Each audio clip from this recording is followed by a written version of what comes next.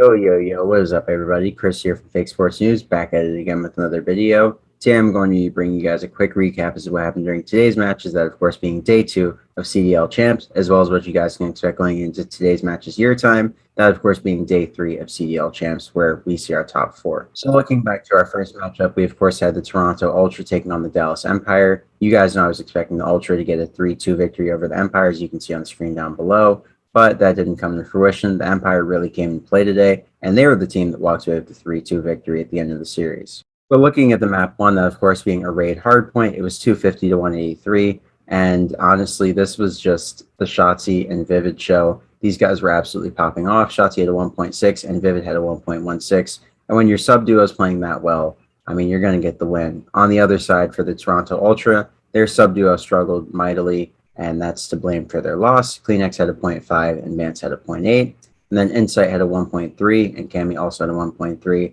So the ARs on the Ultra side were frying, but the SMGs just couldn't keep up, and that was the story here. As we can see on the Dallas Empire side, their AR duo of Illy and Krim were much closer to the KDs of course, Vivid and Shotzi, which means they were consequently providing more support, and that's why they walked away with the victory here. Map 2, S&D Express was a 6-4 in favor of course, the Ultra, as we would all expect. Insight had a 2 KD, Vance had 1.25, Cammy went even, and Kleenex had a 1.5. Very close S&D, very back and forth game, but the Ultra just took the upper hand at a certain point, and that was all she wrote. I think it was when they went down like maybe 2-4 or something. It was something crazy. Like they brought it back, and it looked really good. Checkmate Control was a 3-1 in favor of the Ultra. They are a stronger checkmate. Well, yeah, stronger checkmate team and a stronger control team. They have been all year long throughout this matchup. Vance dropped a 2 KD. The man went 32 and 16. He was fine, but it's a blowout, so we're not going to review stats, you guys know. And then looking at the map 4, this of course was a 250 to 118 blowout win for the Dallas Empire on Moscow Hardpoint. A hardpoint that the Ultra struggled mightily on all year long, while Empire, I believe, was like 11 and 6 going into it. I think Ultra were 2 and 4. So great showing from the Empire in the map 4. And then they chained it going into the map 5. They kept that same momentum. They kept that same energy, as the saying goes. And they closed out behind big-time performances from Illy and Shotzi. That duo, of course, Illy had a 1.83 and Shotzi had a 1.22, as you guys can see on the screen. And then Insight was doing it all for the Toronto Ultra, but he was close, but no cigar. Obviously, he had a 1.7, so he was in his bag, but he didn't have the support. So that's why Dallas walked away with the series here. They played very, very well as a team. And looking at the stats, it was reflected in their KDs. So looking at the Empire side, of course, that being the winning side, Vivid dropped a 0.94, Krim had a 0.96, Illy had a 0.86, and Shotzi had a 1.23. He was the KD leader for the Empire side. He was absolutely frying. And sadly for the Ultra side, Kleenex had a 0.65. He brought them down since he was neg 30. Otherwise, he would have won the series pretty convincingly. Cammy had a 1.06, Vance had a 1.12, and Insight had a whopping 1.32 KD. So he's frying today, plus 21. But they just couldn't make up for Kleenex's minus 30 performance. And that's why the Empire are able to walk away with the series here. Really great showing for the Empire, and this bodes well for them going into their matchup against Faze. They clutched up when they needed to in crucial moments in the series, and they proved that, honestly, they are a very strong hardpoint team after winning both the hardpoints against a team like Ultra, who has been a really strong hardpoint team all year long, especially on Raid. Also, the Express S&D, they looked very good, and the only thing that they really need to work on, in my opinion, is control. Looks pretty sloppy. They lost 3-1. Subliners pack is hidden, ladies and gentlemen. A 3-0 from the Faze side. You guys know I was expecting a 3-2 from my hometown boys, the Atlanta Faze. You know what I'm saying. Faze up, baby. You could do it too. Faze up. Shout out to Simp. He was crowned the MVP today.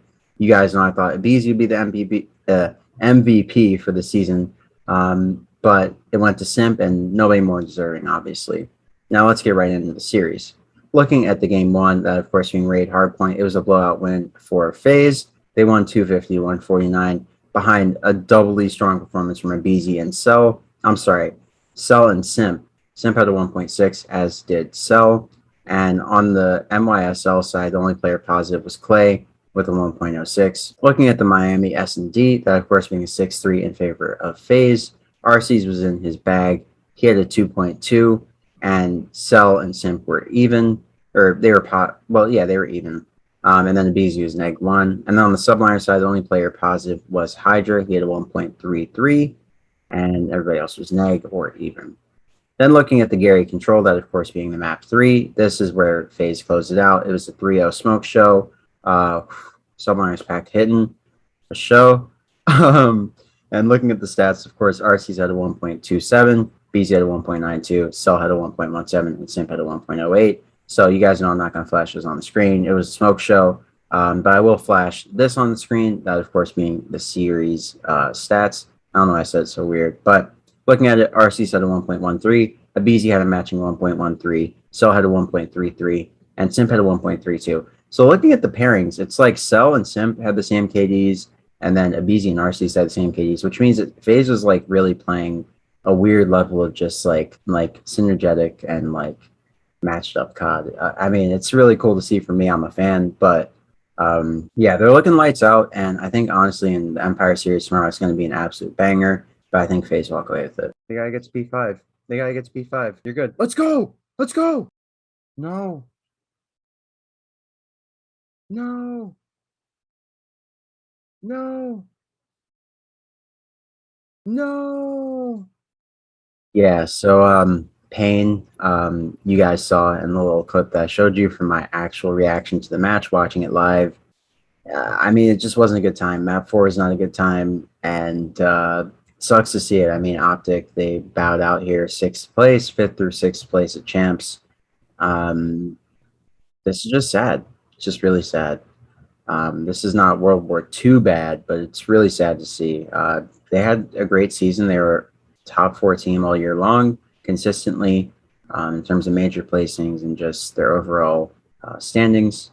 And I thought they'd make a better run at this tournament, if I'm being honest with you. And yeah, it's just sad to see. So getting right into it, of course, looking at map 1, that being Checkmate Hardpoint.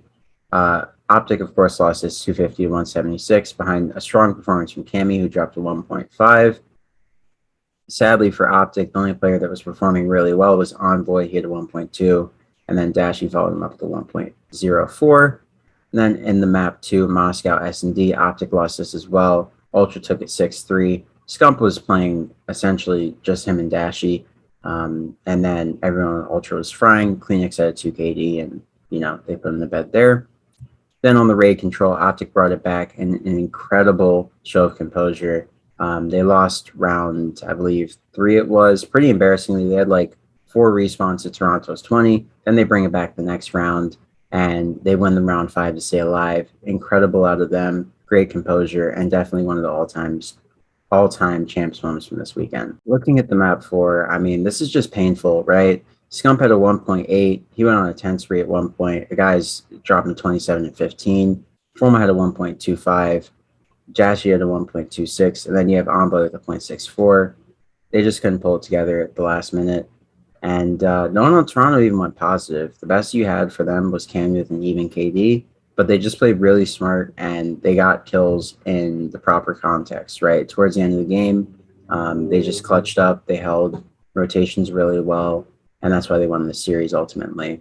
So sucks for Optic to bow out this early, but Toronto has had their number all year long. And with Insight, they are 5-0 against this Optic team. The only time the Optic beat Toronto was with Zinni.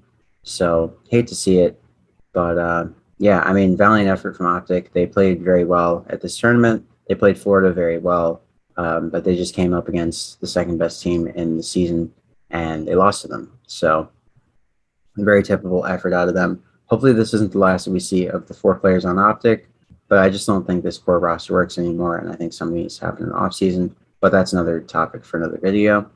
So looking at the stats, we of course had Scump with a 1.03, Formal with a 0.99, Envoy with a 0.97, and Dashy with a 1.2. Then you had Insight on the Toronto Ultra with a 1.03, Cammy with a 1.06, Vance with a 0.8, and Kleenex with a matching 0.86. Well, not matching, but you know, close enough. So looking at it, the Ultra just played well as a team, and that was a difference maker here in the series. Clearly, Dashy and Scump, they played very well, considering how they performed in the end, but it just wasn't enough, and they didn't really contribute to winning the series, obviously, as much as they could have, but that's not on them. Obviously, there are other players on the team who didn't step up in crucial moments, and that's why they lost, but it was a very close series, and, you know, they put on a great show for us, and that's all anyone can ask for. So valiant effort from them. and I hope they have more success going forward. But I don't know what happens with this team. Now onto the last match of the day, Rokkr versus Subliners. You guys know I was expecting the Subliners to hit a quick regain in the series and win it 3-2. I thought that Minnesota played them very tight since Minnesota's been in great form ever since the Stage 5 major. But I thought it was realistically the end of their run, and I was proven very, very wrong. So let's get right into the series. Looking at the stats, of course, game one on Gary Hardpoint. Everybody on the Rokkr side was very positive, standing at 1.8.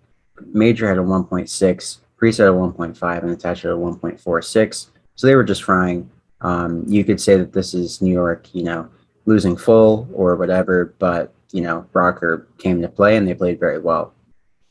Map 2, that of course being Raid S&D, Subliners were able to answer back and win this one with a 6-4 scoreline behind a strong performance from Clayster, who dropped a 2.2 KD. And this is a great showing for the Subliners. This is a big time bounce back for them, and it was really important to kind of get the ball rolling and to give themselves a fighting chance in the series. Now, the next map was a Gary Control. This was really exciting, very back and forth, and great showing out of the Rokkr. They showed a lot of heart. They were able to fortunately walk away with it with a 3-2 victory behind strong performances from Major and Sandy. Of course, Sandy dropped a 1.3, as you guys can see, and Major dropped a 1.55. He was the KD leader for the entire lobby. And then on the New York Subliner side, the only player positive was Paco or Hydra with a 1.24. So honestly, the Rokkr just played really well in the map 3. They clutched up, they played as a team, and they pushed everything really intelligently. They played their numbers well, and they clutched up in the round 5 behind streaks from Sandy. Then looking at the game 4, that of course being Checkmate Hardpoint, this was a really close one. Honestly, Subliners could have won it if things had gone a little bit differently, if the P5 hold was a little bit stronger towards the end of that game, but it wasn't, and they lost, unfortunately, finishing the tournament 5th through 6th with Optic. And this was behind strong performances from Sandy, Major, and Attach. This is really the one game that Priesta didn't show up as much as he has throughout CH5 and this weekend as well. But honestly, he didn't need to the way they were playing. Looking at the stats, of course, Sandy had 1.27, Major at a 1.67. He was frying again. Attach had a 1.45. And then on the Subliner side, the only player positive was Mac with a 1.05. So looking at the series stats, we can see that the stats tell the entire story. Standy had a 1.36. Major Maniac had a 1.61 in this series. He was absolutely having bad. Priest had a 1.01, and Attach had a 1.14. Major having a 1.61 at Champs is actually very, very, very impressive. For someone who is severely underrated by most fans, I love that for him. And then looking at the Subliner side, Asim had a 0.62, Mac had a 0.86, Clayster had a 0.73, and Hydra had a 1.01. So to me, it looks like the Subliners, after they lost to Faze and got 3-0 bopped, they just lost ultra full, and no pun intended, and, that was it. So looking ahead to tomorrow's matches, we, of course, kick things off with Faze versus Dallas. Y'all already know who I'm backing, man. Come on, stop playing with me. But tomorrow, I'm going to be a little bit more decisive. I'm going to back my team to win it with a 3-1. I think Faze walk away with a 3-1 victory. I think they are the best team in this game without a single shadow of a doubt. I think the New York Subliner Series proved it. New York played Rokkr very tight, and Rokkr has been a really good team this year towards the tail end. So honestly, that confirms that Faze is as good as I think they are, because New York was able to win a map, right? It's not like they weren't able to win a map and they're absolute garbage. They were trying their hardest against Faze, but they just couldn't cut it. Faze just looked to be in a league of their own in the one series they played, and they looked to be playing on a different level. Simp is obviously the MVP, and he proved it in the matchup against New York. And I think that'll continue tomorrow against Dallas, or today against Dallas. I'm recording this the night before, as you guys always know. So I think that honestly Faze will win 3-1, regardless of the vetoes. I think that Dallas's best maps are also Faze's best maps, because Faze doesn't have many weak maps. So as long as there's no Apox in there, I think it's a very, very comfortable win for Faze, and I think they coast to the grand finals. In our losers bracket semifinals, I think that the Ultra will lose to the Rokkr again. I think the Battle of the North will result in a Rokkr third place finish at Champs. I think they're going to be the surprise third place team this year. Usually an underdog somehow comes through and gets third place at Champs. I don't really know why, but it seems to happen every single year. And I think Rokkr's team to do it this year. I don't think Ultra win tomorrow against Rokkr. I think that they're kind of in a shaky place right now after that loss to Dallas. Obviously, they did stabilize, but I just don't know. I mean, Optic, they've been so weak against Ultra. They match up really well against Optic, but Minnesota, they don't match up so well against them now. So we'll see how it goes. But as it stands, I think Minnesota walk away with a Game 5 victory over Ultra. You guys heard it here first. And yeah, I don't know how it happens, but I think Minnesota, they're going to come out firing on all cylinders. I think Attach, Standy, Priesta, and Major, the way that they've been playing since Major 5, no pun intended, it's hard to doubt those guys. So I'm thinking they win it. I think they get to the losers finals where they face off against Dallas Empire. But I think this time the Dallas Empire win. I think Dallas win it 3-1 in the rematch. And I think Dallas books their ticket to the grand finals, which is tomorrow's video. So that'll do it for me, guys. Hope you enjoy all the COD action. I'm thinking for tomorrow's action, I'm thinking Faze win it. I'm thinking that the Rokkr win it. Sorry, it took me a second. And I'm thinking that Dallas win it to close things out, where we get a Faze versus Dallas grand finals in the rematch from last year. I think Faze win it, but spoilers, obvious spoilers. I'll be back tomorrow to bring you guys that with more in-depth analysis and map previews. I'm going to run the vetoes like I did last year all the time for my betting engine, and we'll see how it goes. So yeah, guys, hope you enjoy all the COD action today. Hope you enjoy all the COD action to come tomorrow. I'll get you a preview before then, obviously. Hope you don't forget to like and comment on this video. Subscribe to the channel if you're new. Help to get the engagement up. Help us to traverse through the algorithm, I guess. And I'll catch you guys on the next video. Hope you're staying vibey and chilling out there. And we have 2 more days of COD left, today and tomorrow, and then the season is over. So hope you guys enjoy all of it, and I will catch you guys on the next video. Once again, this is Chris from Fake Sports News, and I'm signing off. Hope you guys have a great morning, noon, or night wherever you may be on this beautiful planet, and I'll catch you on the next one. Peace out, everybody.